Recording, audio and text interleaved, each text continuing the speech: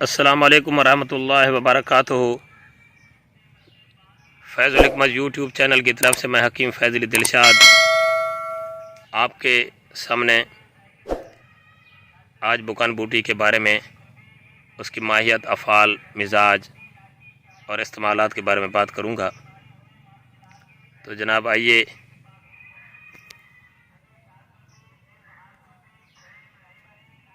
یہ جناب آپ کے سامنے بکن بوٹی پڑی ہے۔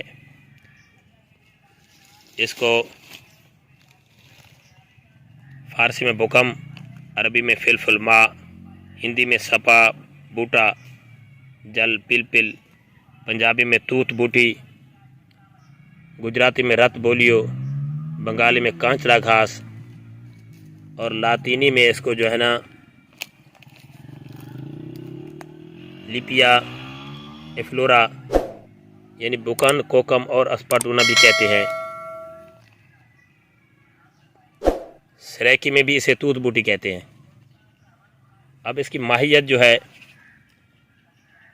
ایک بوٹی ہے جو زمین پر مفروش ہوتی ہے۔ اس کی شاخیں بریک، پتے چھوٹے لمبے نوکدار، قدرے چوڑے ہوتے ہیں۔ شاخ کی ہر گرہ پر ایک چھوٹا سا پھول ہوتا ہے۔ یہ آپ کو نظر آ رہا ہے، یہ پھول، یہ دیکھیں۔ اور اس سے مچھلی کی مانند بو آتی ہے۔ مقام پیدائش ہندوستان۔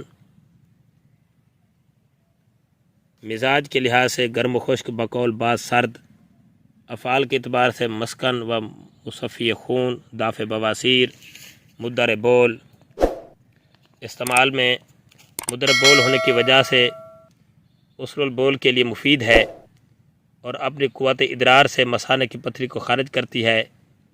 نکسیر اور بواسیر خونی کے لیے مفید ہے۔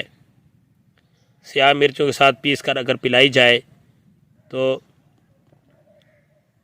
مسکن و مصفی خون ہونے کی وجہ سے امراض فساد خون میں استعمال کرتے ہیں۔ نفع خاص، دافع بلغم، مضر جو ہے نا گرم مزاج کے لیے مضر ہے۔ مسلح یعنی اس کی اصلاح کے لیے مرسیا اور شہد۔ مقدار خوراک جو اس کی ہے وہ 1 تولہ تک آپ استعمال کر سکتے ہیں۔